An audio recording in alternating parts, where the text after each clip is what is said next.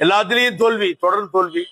நாடாளுமன்றம் போச்சு, சட்டமன்றம் போச்சு, மாநகராட்சி 0, பேரூராட்சி 0, நகராட்சி 0, போச்சு கோபிச்செட்டிப்பாளையம். இனிமேல் என்ன ஆக போகுது நமக்கு?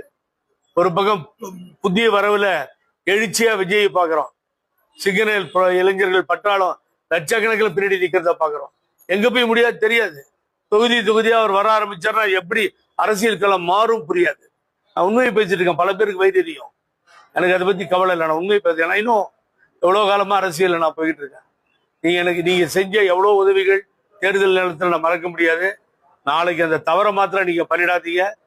இவன் இந்த பழனிசாமின்ற ஒரு சர்வாதிகாரம் போக்குடன் இந்த கட்சியை நாசம் செய்கின்ற அந்த மனிதனுடைய தலைமை வேண்டாம் என்ற முடிவை அறிவிப்பீர்கள் என்று அனைத்து இந்திய அண்ணா திராவிட முன்னேற்ற கழக கட்சியினுடைய தொண்டர்களும் நிர்வாகிகளும் எல்லோரும் அதை எதிர்பார்த்துட்டு இருக்காங்க. நான் இன்னும் உங்களுக்கு ஓப்பனா அடிச்சு சொல்றேன், அவர் கூட இருக்கவங்களும் எதிர்பார்த்துட்டு இருக்காங்க. பழனிசாமி கூட இருக்கவங்களும் எதிர்பார்த்துட்டு இருக்காங்க.